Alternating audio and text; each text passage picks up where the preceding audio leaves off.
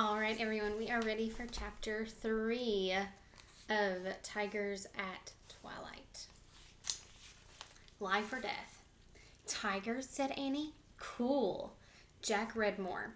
A wild tiger eats almost 5,000 pounds of fresh raw meat a year. Oh, not so cool, said Annie. Jack went on. Tigers usually leave elephants alone. And like many smaller cats, tigers often avoid wild dogs. Teddy growled. Wild dogs, not a shrimp like you, Jack said to Teddy. A tiger would eat you in a minute. Teddy growled again. Just then, Con Co began hooting. Coo, coo, coo. The peacocks cried, cock, cock. The small deer made short barking sounds and stamped their hooves. What's going on, said Annie. We better put Teddy in my pack, said Jack, to keep him safe. Jack slipped the dog into his pack. Teddy's head poked out at the top. All set? Jack asked the little dog. Teddy growled again. This time a deep, fierce growl came back. It seemed to surround them. Jack's hair stood on end. Yikes, said Annie. A tiger, said Jack. Arf, arf, Teddy barked. Conco screeched at Jack and Annie from their tree. They want us to join them, said Annie. Come on. She grabbed a branch and climbed up. Jack's hands were shaking as he put on his backpack. He grabbed a branch and pushed off the ground. He pulled himself into the tree. Another growl shook the forest. Oh, man, said Jack.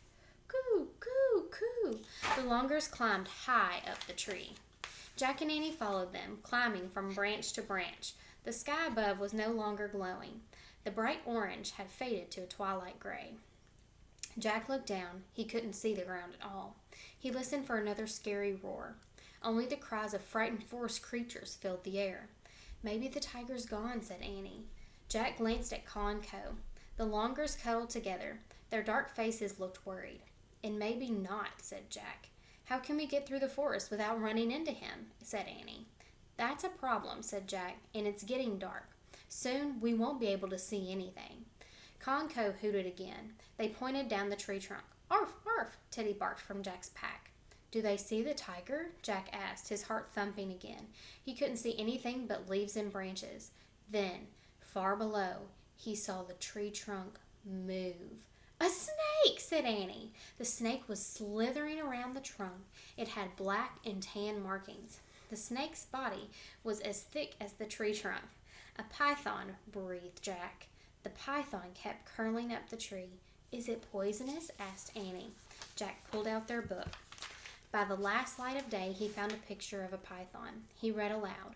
The python is not a poisonous snake. Whew, said Annie. Not so fast, said Jack, and he read more. To kill its prey, the python squeezes it to death, then swallows it whole. A python can swallow an animal the size of a full-grown deer. Oh, yuck, said Annie. This is more than just yuck, Annie, said Jack. This is life or death. Conco chattered at Jack and Annie. Not now, said Jack. We have to think. The longers grabbed thick vines. They leaned back, then they jumped out of the tree. The longers swung through the air like trapeze artists. They swung over bushes and tall grass and landed in another tree. They screeched at Jack and Annie and waved their arms. I know what they're saying, said Annie. They want us to copy them. And that's the end of chapter 3.